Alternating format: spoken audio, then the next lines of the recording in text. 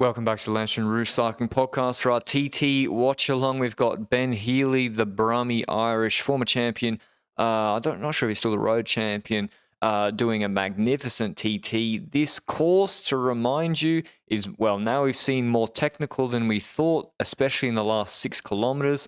It's a 26 kilometers course, more or less. A few corners at the end. There's the main feature, I guess, is the hill in the middle, and then it's like a rolling plateau on top. There's 3 intermediate time checks, one just before the hill, but not right at the base, one at the end of the uphill at the start of the descent, and then another in Maurice-Saint-Denis, which is 19.5 Ks into the TT at the end of the descent, and then we obviously have the finish. So we're well represented with intermediate time checks. Who is in the hot seat, Benji?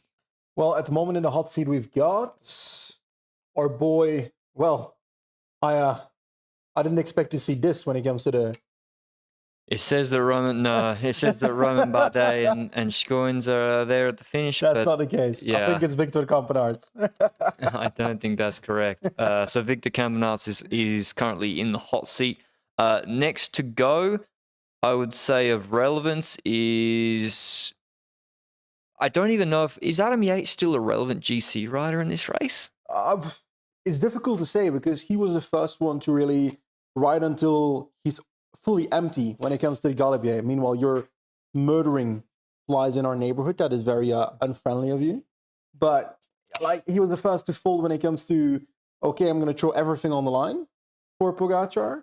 So I feel like that trend might continue over the next couple of weeks as well. So yeah, I find it hard to see him like a podium competitor now because of those activities. Yeah, podium seems like impossible because he's probably, now that he's done that, the other two, Almeida and Ayuso, are going to expect that he keeps pulling first. But just by virtue of how well he's going, Adam Yates can still top 10 GC in this race. But in terms of going in the breakaway, and other people caring, we'll see after the gravel stage. He, of course, he's really struggling with positioning after he and Simon Yates have never been guys that have always been on the front row in the hectic moments of the race. But since his concussion in UAE, he is really staying at the back. And that was something we were discussing, I can't remember this morning or maybe yesterday, Benji, which is you can get away with those weaknesses when you're not the top favorite or top 3 favorites in the race, for example. So if Pogacar got caught behind in the crosswinds yesterday like Almeida did, it wouldn't just come back together so easily. But really everyone was like, oh, whatever, we're not going to pace because Almeida's there. But if he was in the yellow jersey and the favourite for the race, you would think everyone would launch it. So yeah, that's just something to bear in mind. And sometimes that being that second line GC guy can help you. Derek G, though, appears to be 2 seconds ahead of Campenaerts, nearly up to halfway through his TT. He's on the rolling plateau, still on the climb. And Derek G, I looked at his power data in the Dauphiné TT, and I'd said anecdotally, I was like, oh, imagine how fast he'd go, not on the Israel Premier Tech setup. He only did 390 watts for that TT. He didn't actually do 425 for that Dauphiné TT. So actually he is quite aero, or I don't know. And he went the wrong way, took a wrong turn. So actually his setup, and he is a good TT rider. Yeah, that's for sure. And didn't he get Canadian champ back in the day? Like in the early days when he was riding still for Legion, or am I misremembering that? ITT Canadian champ. For Legion? Didn't he ride for Legion at some point? Derek G. I thought he was on the track. No, he didn't. It was X-Speed United. Close enough. Yeah, I think he was a track rider before. Maybe thinking Michael Garrison? Or Ian Garrison? The Quick-Step guys. Ilan van Wilder goes through the top of the intermediate 2, which is at the top of the climb, in 4th position at the moment, although I've still not got a good handle. My eye test isn't locked in yet, so just bear with me for a moment. I'm not quite locked in on how far they are from each intermediate when they're first shown on camera. Once I've got that dialed in, I won't need to look at time checks anymore. Whose setup is this? Ben Healy's got the Boardman TT setup, no? He's on a frame almost too big for him. It is a setup that looks different from some other riders on the Ev, I'm pretty sure. his hip angles, because if you put a lot of guys into that position, they just can't do any good watts. Remco's warming up now on his special. He is in the white jersey skin suit. Someone in LR Discord, I think Mr. Schlemmel went through and there's like rules about whether you can wear the world champions TT jersey, like what takes priority. So it's basically as simple as, if you're leading a classification, you need to wear that classification. Even if you're world champ? Yes. Okay. If you're second behind someone... if you're wearing on behalf of someone. Exactly. Okay. Then you can reject it if you're a European, Worlds, or National champ. So if Poggy was still white jersey eligible, then Remco, who would be in theory wearing the white jersey... Yes. On behalf of Pogačar, would have been able to wear his custom Worlds TT skin suit, but he's actually wearing it outright because Pogačar's too old now. Matteo Jorgensen about to roll off on our stream. He's wearing the big Spaceballs helmet. Not sure if I should be offended or not, but the chat just called me Dutch. Oh, that's disturbing. Luke, what do you think about that? Luke would say it's a compliment. He calls it a disgrace. Yeah, I agree. It's a disgrace. It's crazy now that I can actually tell the difference between Dutch and Belgian people, like just by looking at them now. Yeah, 3 weeks ago, you said Van Poppel was Belgian. It was 3 months ago, but close enough. He is, no? No, he's not. Well then.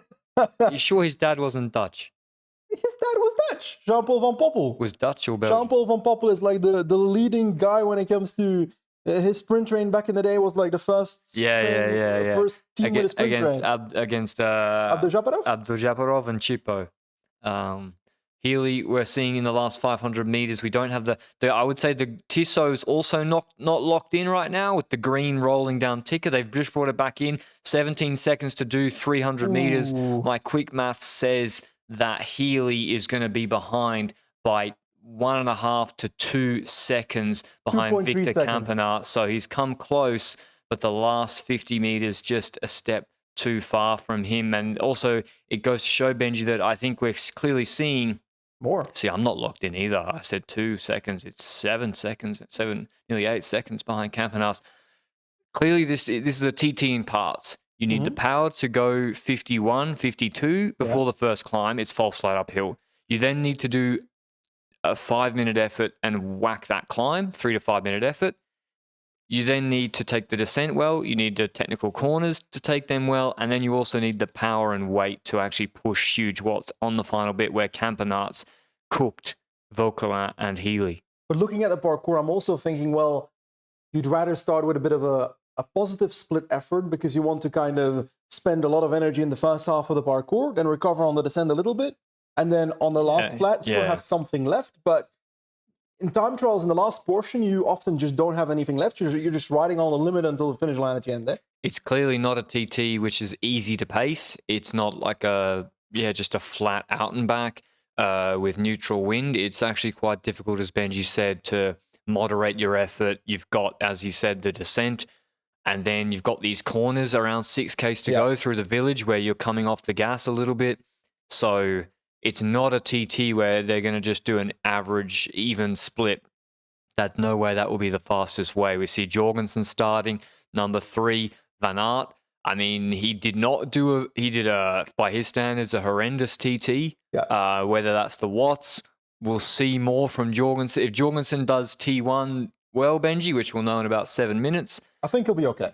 He'll be okay. That means that the setup is okay. But if Jorgensen is clearly going well, so he should be doing a competitive time here in the TT. After the time trial, Wout van Aert said to Sportza that he didn't have a great feeling on the bike and is hoping for better legs at the Olympics. And he said before this stage, if I recall, that this would be a first indication of what it'd be like for him when it comes to the Olympics ITT, because, well, he's there for the ITT, but also when it comes to this time trial, it's like when it comes to his recovery from injury, there's been this period where you can't really train on the TT bike that easily when you're recovering from an injury as well, especially when it's shoulder related, when it's ribs related. You got to be in that position all the time. That's not ideal. So I think we're looking at those things maybe to a potential reason why him specifically might not have had the best TT possible today.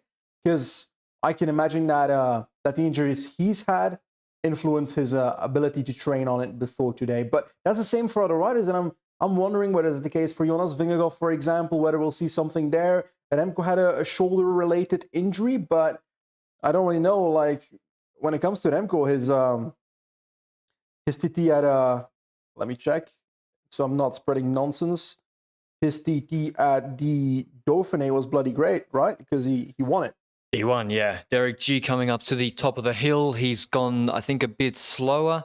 He is now on 13.2 seconds, nearly 14 seconds behind Ben Healy. But as I said, G has the advantage on Healy in terms of the weight going downhill. We see Jorgensen on 450. He's about 5 minutes away from the first intermediate time check.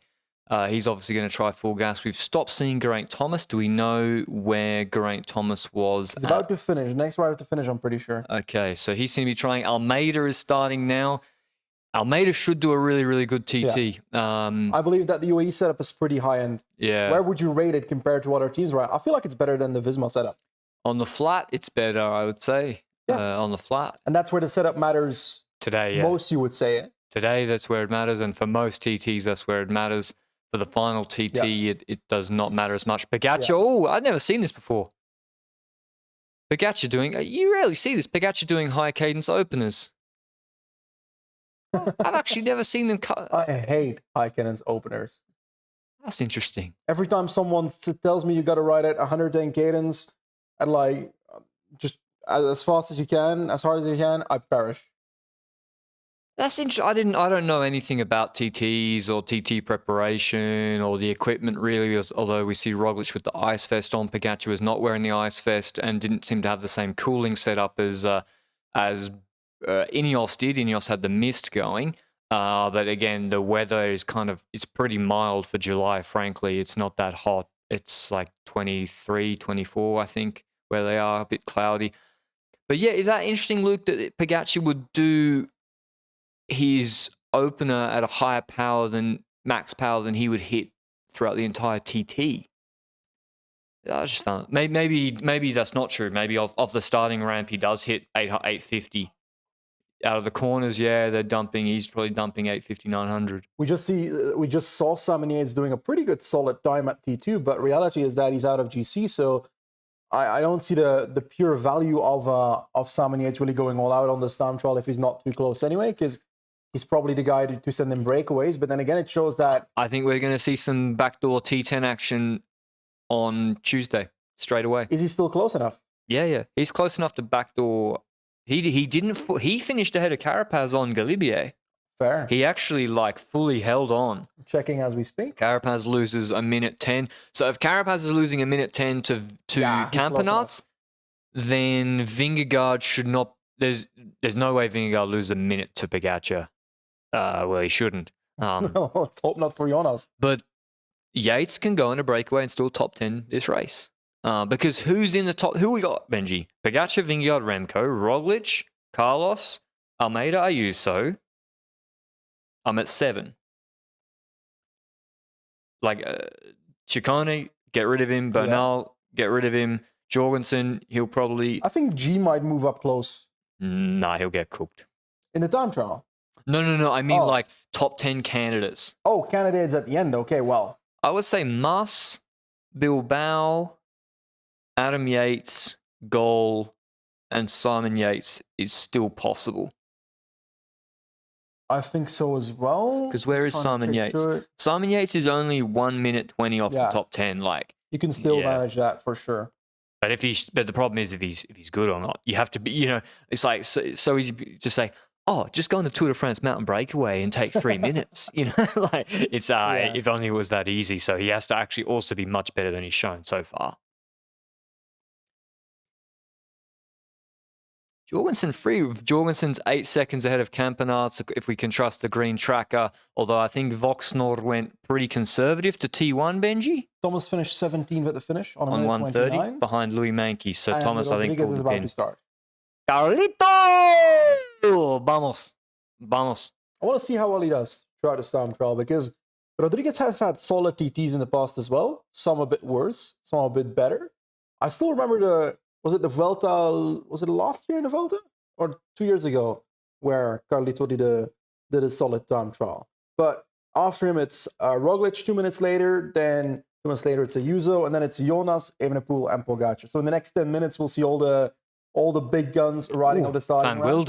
Van Wilder 6th on 23 seconds. Carlos Rodriguez va a ganar la tercera plaza en Tour de Francia. Vamos, Carlos, vamos. I have no clue what he just said, but I'll just accept that sometimes he says weird things. Yo sé que Geraint Thomas no da alguno a ayudar a tú, pero Castro y Cuarto y Eganito.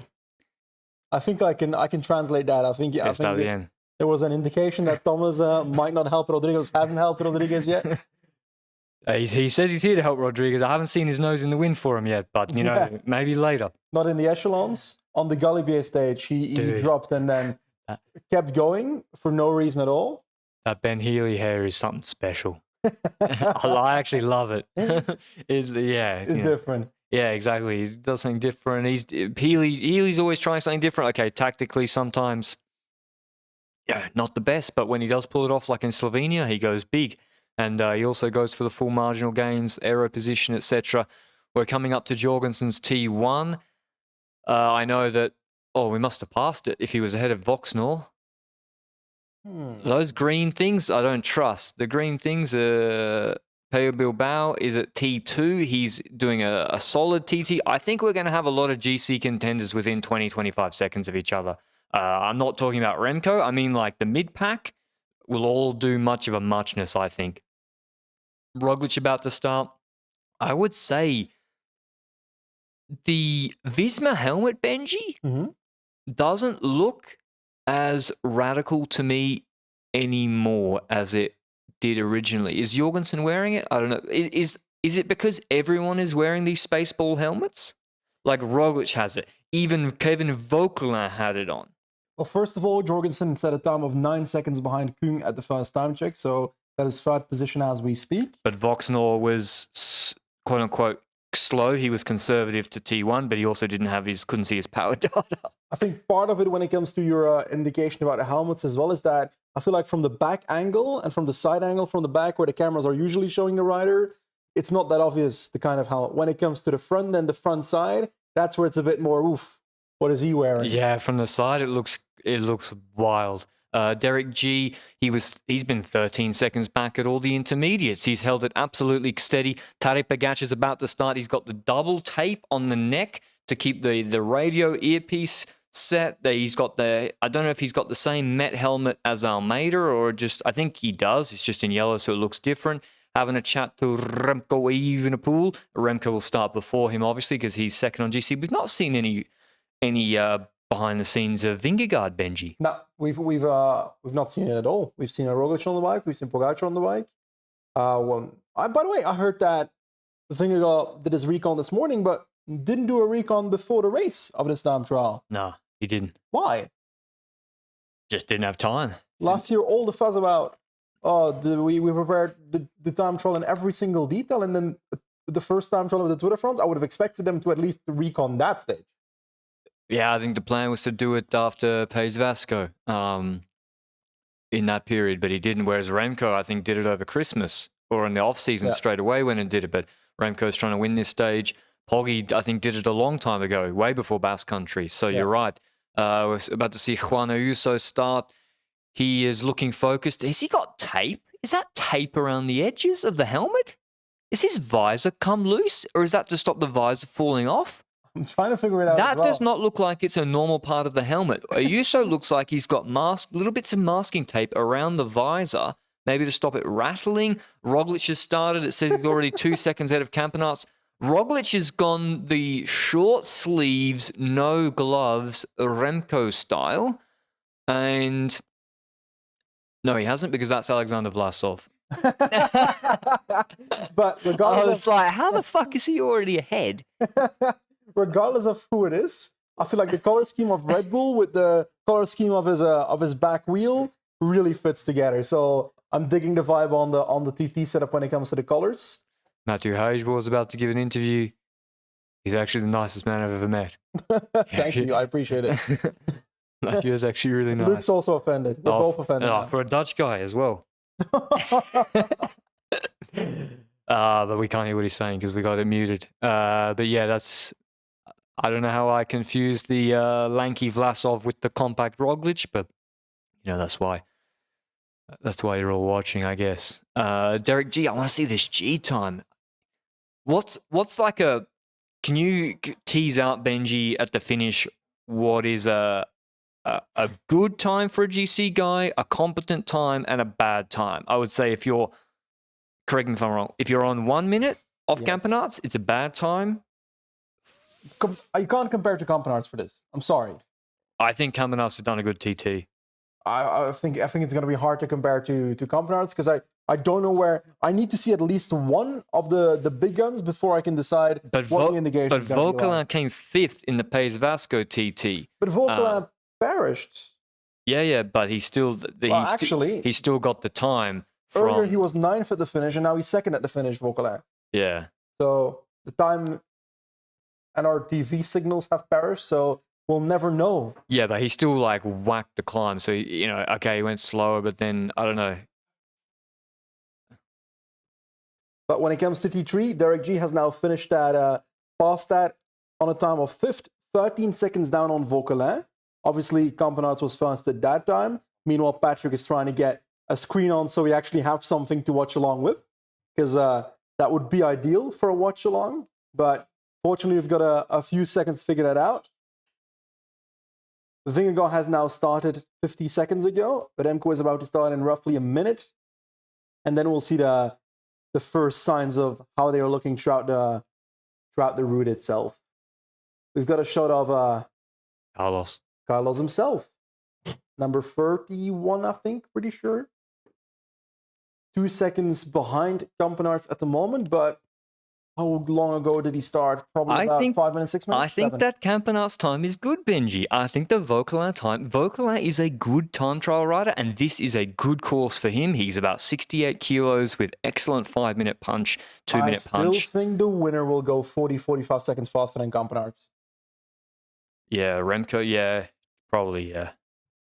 So I want to have at least one GC rider that I feel like I roughly can guess where the others should land accordingly. But my expectation would be that Remco would win this time trial with about, let's say... Vlasov is a good TT rider, and he's lost time to 10 seconds. He's lost at T1 to Kung, and at the second time check, he's 8 seconds behind Healy. Where's Jorgensen at T2? I would tell you, but I'd have to kill you if I tell you. He finished not yet there. Doesn't show him, so he's maybe just parked on the side of the road. He's not there yet. That's why. Oh, he's just parked on the side of the road. Are you trying to slap me or what is it? Left-handed. You see that? Left-handed, one shot, bang. Remco Evenepoel starts sprinting. I guess that's why we see them doing the warm-ups like that. The back of Remco's TT bike actually looks like a road bike. It's very thin tubes. He goes into the first corner pretty quickly, early apex, and then but he comes through, back out. He's looking good. The Shepdal scud's locked in, having to wear that white jersey. You can see it flapping a bit. If you look at the Chris logo very closely, there is a bit of movement there on the jersey. But that helmet, I think they designed the helmet for him. It fits in his setup so well. Pogacar now stepping onto the starting podium, the starting ramp.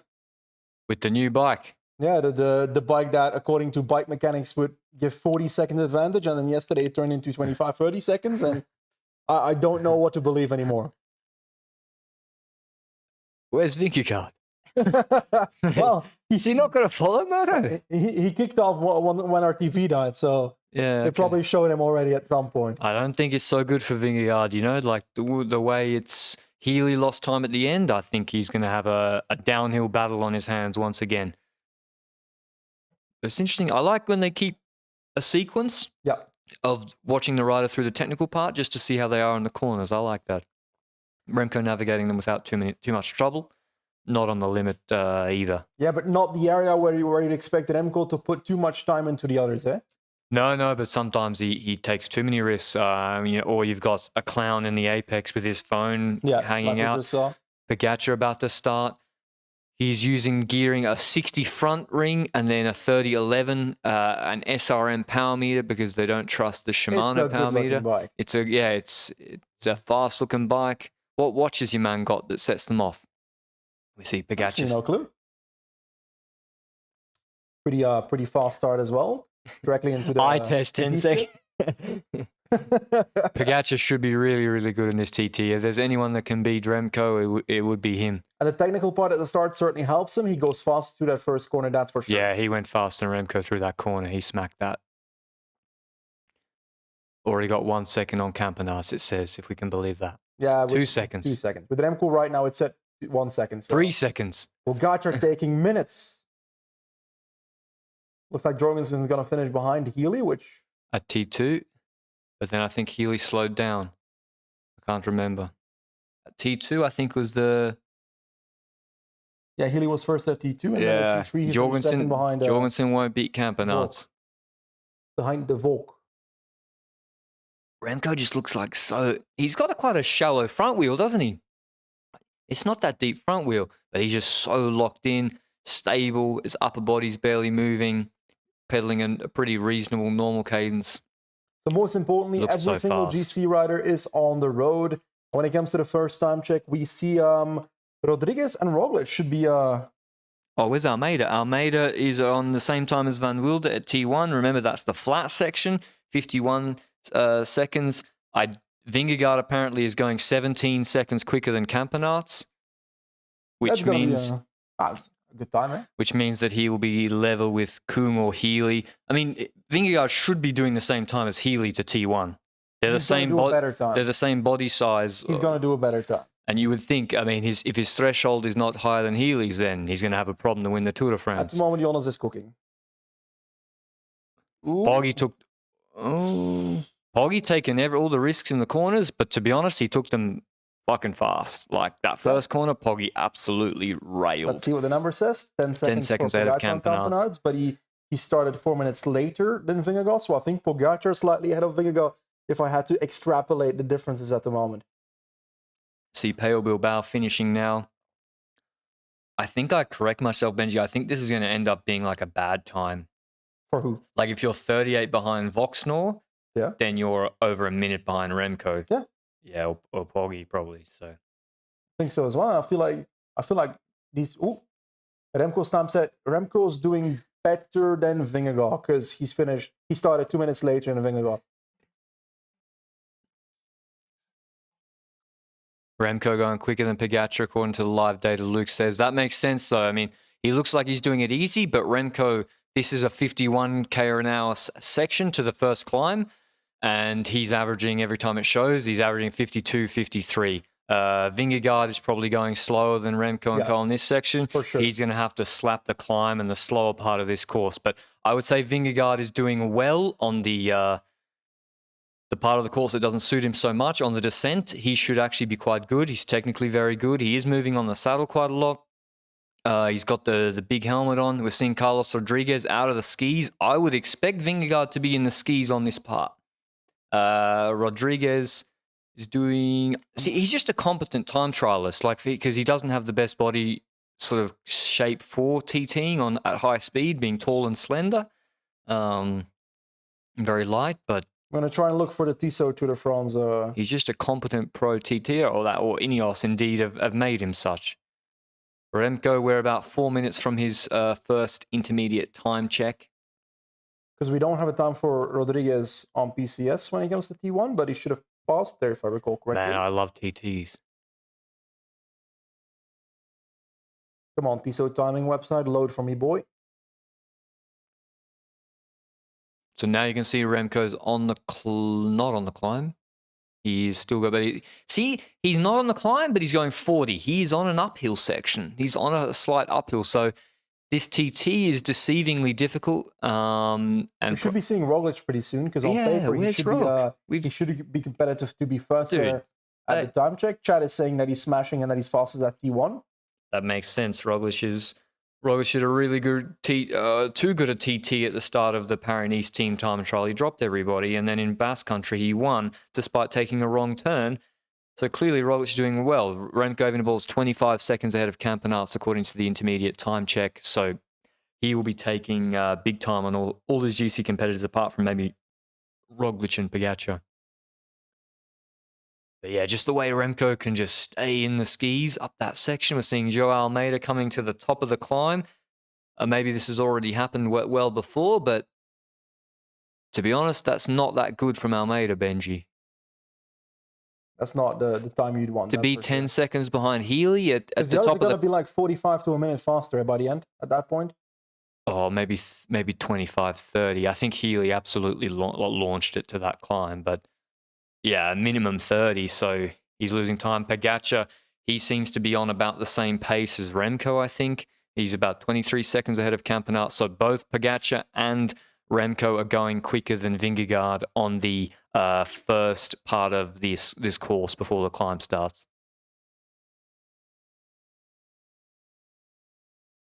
So Primos's time is basically same time as Koen at T1. Yeah, so Roglic just under. Roglic has done more or less same time Kung, same time Healy. We're seeing Vingegaard. He is going to be slower than that because he's still showing now and he's not past that section, although it says he's 25 seconds ahead of Victor Campenaerts. 25? Yeah, but Pogačar's 3 minutes behind him on course, no? No, Vingegaard's already gone through... That's pretty bad, Benji. They didn't show Vingegaard T1. No, they didn't. Rodriguez neither. Come on. I'm trying to look at the TSO timing website and it's broken. Vlasov does a really solid TT, 12 seconds behind Campenaerts. Has 9 seconds faster than Roglic at T1. Come on now, Jonas. Come on, you show the world who is the strongest today, Jonas. Go on, you are going so well. You're in position and push it. Only thing you think about is catching the motorbike, huh? If you catch him, you kill him. I feel like I'm sitting on the couch with Grisha at the moment. All right, so Vingegaard... Now Remco will on paper beat Vingegaard, and then Pogačar will also beat Vingegaard. But how much by? 10 seconds? Behind Remco. Remco 11 seconds ahead of Vingegaard, but Mrs. Rouge says... How are we not seeing these time checks? Well, no, don't spoil it, Eliza, because maybe they're way behind, the TV's way behind the live tracker.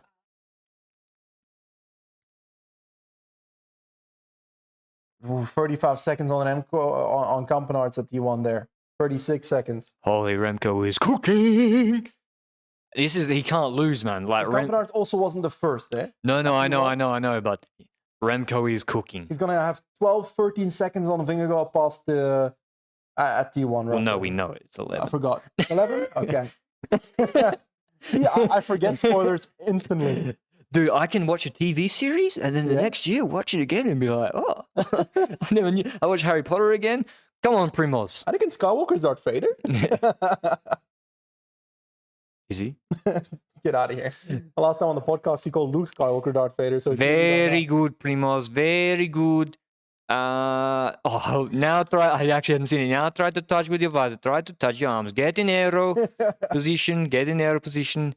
It's all straight. Search for the quickest line, the good tarmac. Now, Roglic is doing really, really well. Roglic also is a negative splitter from way back. Remember when we, in the Dauphiné TT, when at T1, we were like, Roglic is finished, right? And then he came back and he did a really good TT. So don't be surprised if Roglic speeds up here. But also, is this the parkour for a pure negative split? You'd have to split up in the not 30%, eh? Yeah, you have to basically go easy to the base, and which is what Pogačar might have done. You don't know their pacing strategies until the race is over. Maybe I think he's going pretty fast. Maybe Pogačar's chilling right now, and he's going to whack the climb. Pogačar should be roughly 5 to 6 seconds behind Evenepoel at T1. I think he'll be almost level with Remco at T1. I don't think so. Almost, 5 seconds. Ooh. Eliza knows, I think. Mrs. Rouge knows, but we won't spoil it. I think Pogačar's going to be maybe even quicker than Remco at T1. I think he's looking really, really fast. We see Carlos Rodriguez at T2.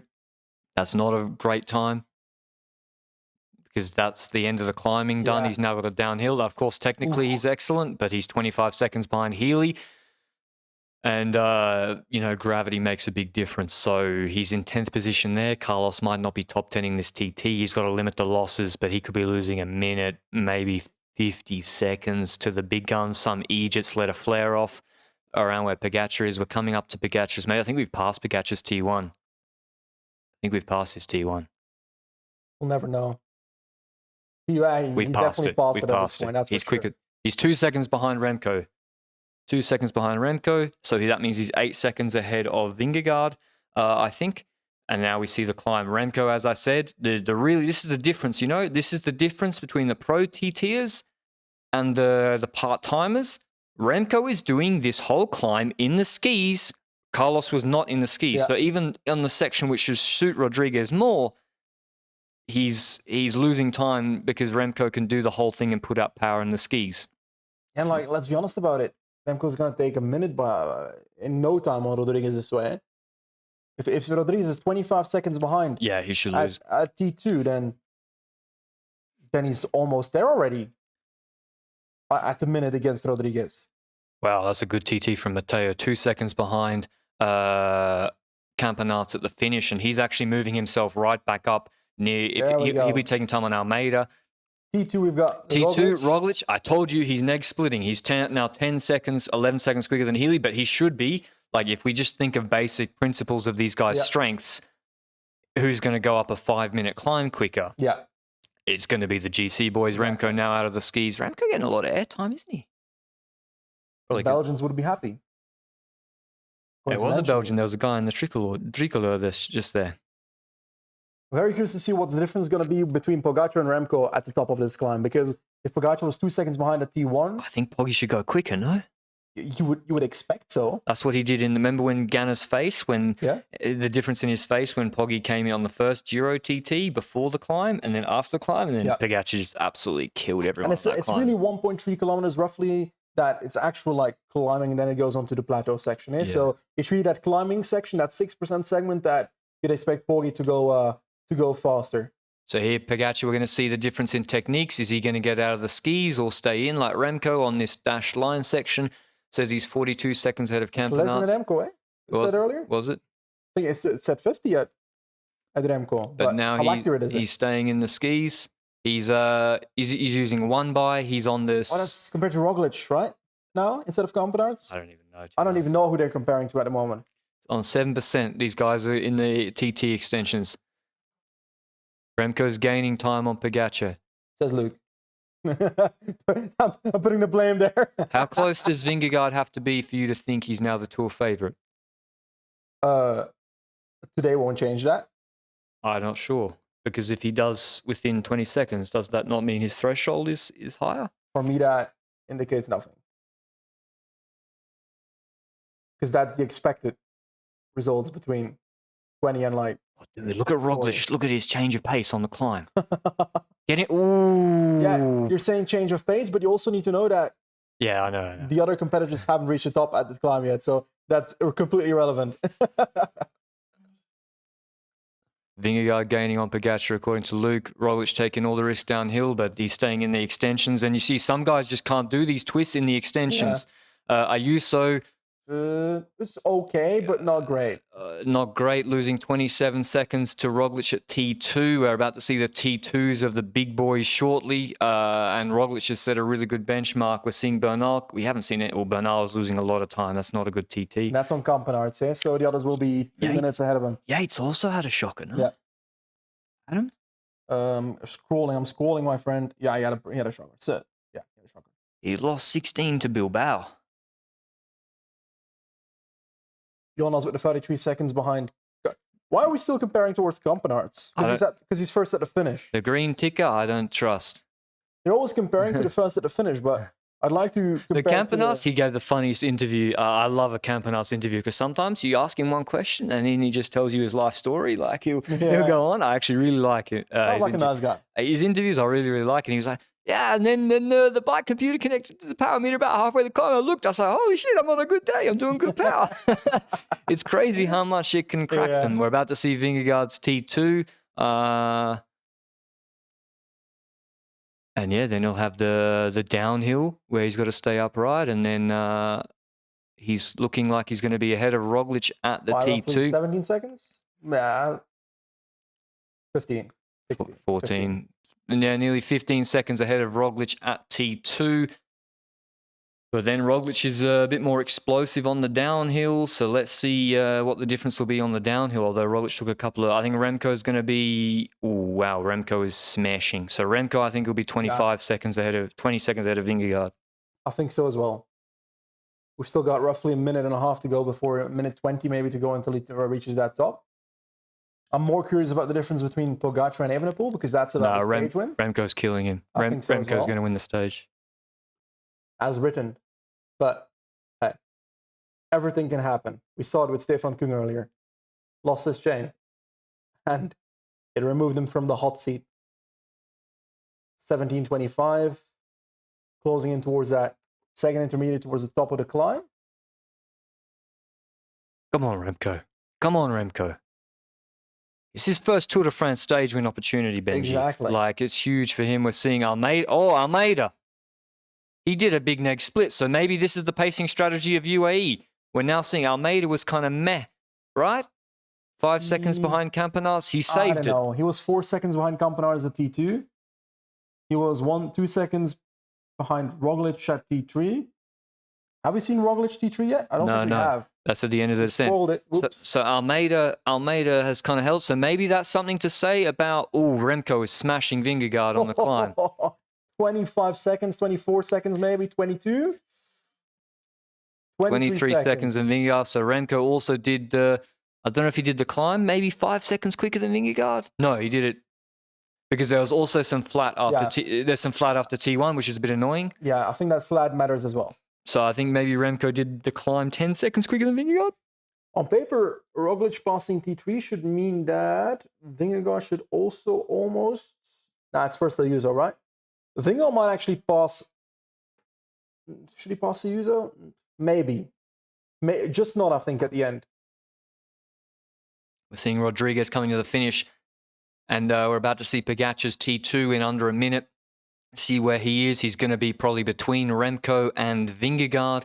He was 8 seconds ahead of Vingegaard at T1, 2 seconds behind Remco. I dare say Remco's increased the lead on him to over 10 seconds to T2. But we're about to see the damage. The climb should have suited Pogacar, and we just saw that Almeida did a very, very strong T2 to the finish. And so maybe that's the UAE pacing strategy, which would make a lot of sense.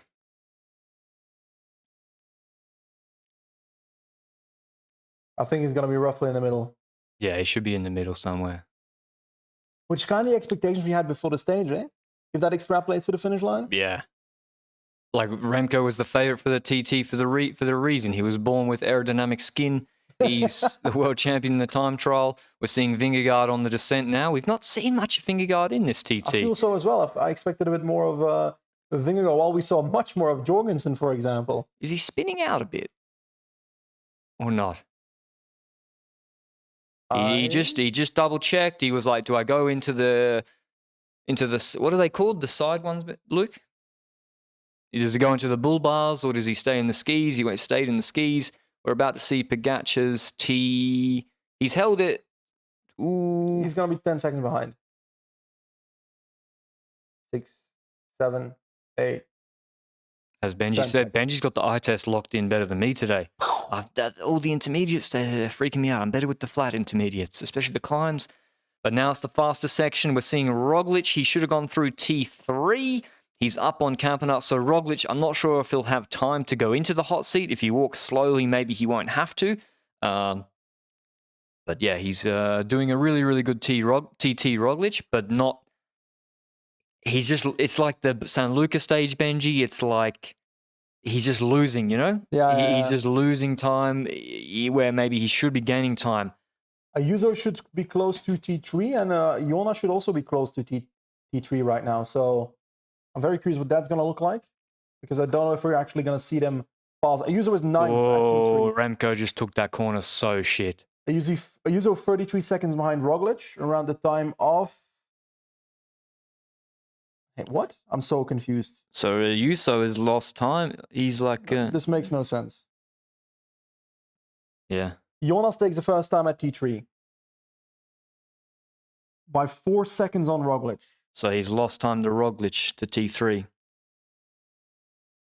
Because he He lost like 10 seconds to Roglic on the descent. Roglic smashed that descent. So really good TT from Roglic. Vingegaard looks like he's slowing down. He's also visibly moving a lot on the bike. But we've got... This is where Pogačar could come back. I think it's probably not enough corners to take 10 seconds. But there's a TT, there's a descent. There are corners where he's railing it. So this isn't over yet. Although Remco's looking very, very good. Pogačar, I would say, has got the best handling and power combination. Yeah, for sure. That's certain. So we're going to see at T3 what the descent is meant for both of them. Because on paper, Remco should lose some time there. And 10 seconds, looking at what Jonas lost compared to Roglic, is doable to lose. We've got Roglic under the LaFlammeRouge.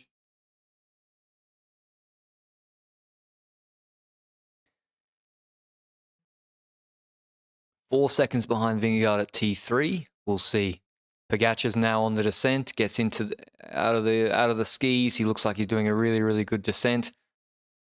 But can he take 10 seconds back on Evenepoel? And you see that Almeida finished this TT very strongly. Maybe that was the pacing plan for Pogačar as well. Roglic he looks like he's got a lower but almost more powerful cadence than Vingegaard. Vingegaard was spinning almost out of his gears on the descent. He's going to set the first time, obviously, by a solid 25 seconds. Yeah, really good TT from Roglic. Roglic. On Campenaerts. Campenaerts will top 5. Yeah, that's a very strong TT. He's been in good form. Yeah. It's going to be more than 25 seconds, by the way. Less. I mean. So it's for Campenaerts to be within, teens of seconds of someone like Roglic. 17.6. Roglic beats Campenaerts time, 51.6. So Remco and Pogačar will probably break the 52-kilometer-an-hour barrier. Considering we won't see it probably on TV, Remco Evenepoel set the first time at T3, 23.05. That is 28 seconds ahead of Vingegaard. And that means that he descended faster. 5 seconds quicker than Vingegaard on the descent, and now we've got the flat section and the technical parts through the villages. Now, let's wait for Pogačar for T3. That's what By the way, Tour de France has done a shit job at showing every single time split and the differences between the GC riders. Why do we compare to Campenaerts every single time on screen? Makes absolutely no sense. Now we're comparing to Roglic, just as I say it.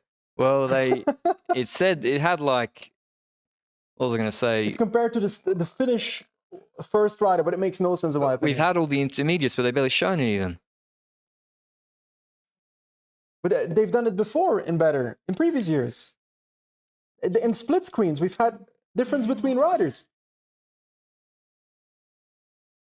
I think they can do better. They should do better. 4Ks to go for Remco.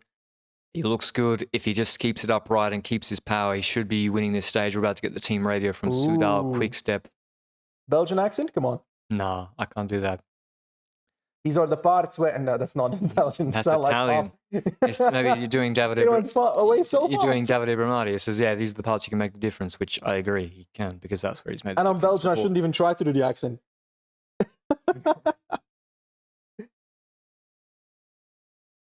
P3 time has come in for Pogačar. 6 seconds down on Evenepoel. So has gained 4 seconds. Taken time back on the descent, but then it's the flatter section. Vingegaard looks like he's slowed down and that he's actually losing time to Roglic now in this TT. So he's going to be losing probably 30 seconds to Evenepoel at best and maybe 25 seconds to Pogačar. Yeah. And this stage win's not out of the woods yet, although on the roads they're in now, Remco should have the advantage again.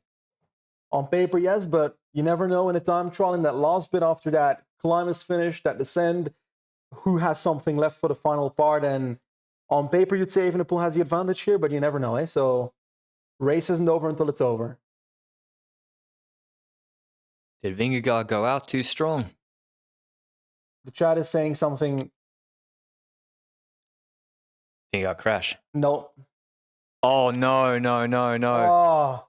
Remco dropped his chain. He got it back on. Oh my God. Whew.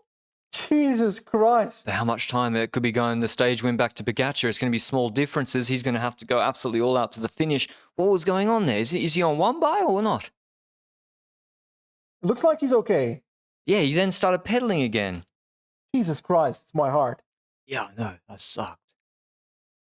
Would be a shame for that competition to be ruined by a potential mechanical, yeah? Yeah. I mean, you want Stefan Kung, like he had his TT ruined. Remco is on one by, and it's back on. So with one by, Luke, you can't trim it back on if it drops, right?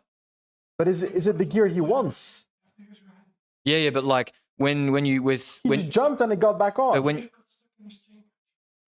oh, People can't hear what he's saying, so maybe Luke repeat. said maybe it got stuck in his chain catcher. Vingegaard just took that corner badly. He double-checked through it. He's going to be losing time to Roglic, maybe 5 seconds or so in the last 200 meters. I think it's going to be 3 seconds and 3.12. But he's still done a solid TT 3.12 nonetheless. is my guess. 3.12, Benji says, goes to 1, 2, and Benji's correct. Oh my God, Benji was... I literally read off my screen. He read off the thing.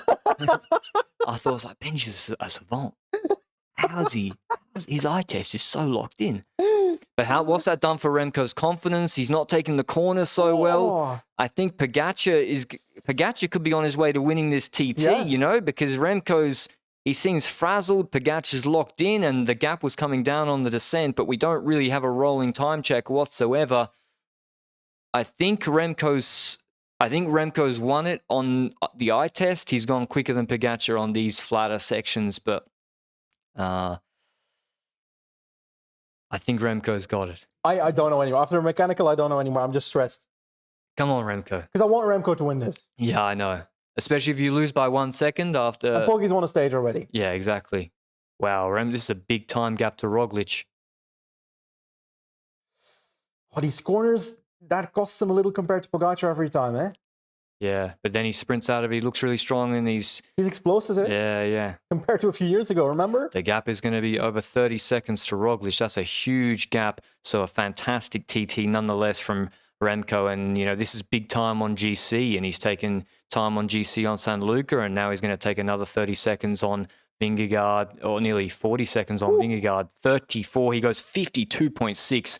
Huge TT from Remco. And now we're going to see the rolling ticker. And yeah, Pogacar has slowed down relative to Remco on the flatter sections. So in the descent, was Primoz or Pogacar the best on the descent? Primoz. Right? Yeah, I think he whacked the descent. Trying to compare? Jesus Christ, Marv. 26 seconds at T3 was the difference. And on top, the difference was 28 seconds. So it took 3 seconds, 2 seconds back. Remco's won easily. Yeah, Pogacar slowing down a little bit. I mean, this is what we expected, to be honest. Like, I think everyone's done the TT of their ability. This is no huge upset, right? Remco, gap to Pogacar, and then a small gap to Roglic. Maybe peak Roglic, Olympic TT Roglic would have been a bit closer, but Vingegaard's losing,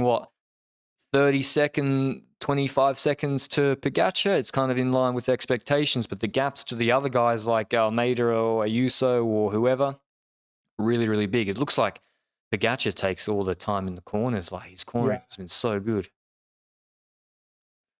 But this TT bike, Luke, and Benji, they said that, I mean, so Brunel said he's 64 kilos, gained 15 watts, and now the TT bike makes him 40 seconds quicker. Everybody knows that's not true. Shouldn't he have averaged the TT at 60 kilometers an hour?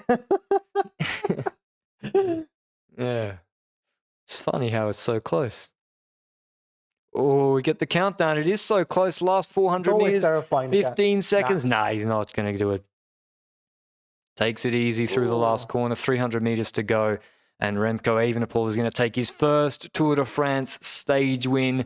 Belgium's going to be super happy, but Pogacar defends his yellow jersey comfortably, coming in probably about 10 seconds behind Evenepoel. So that 45-second gap he's got and he's extending it on everybody else. So on Roglic, on Vingegaard, he finishes 12:36 behind Evenepoel, which is about 20 seconds ahead of Vingegaard. And Remco, he didn't have time to go to the hot seat. Takes his first Tour de France win. He looks relieved. He's not even pumped up. He looks relieved. But a huge win for Quick-Step. That's nice to see. Another huge win. And Remco.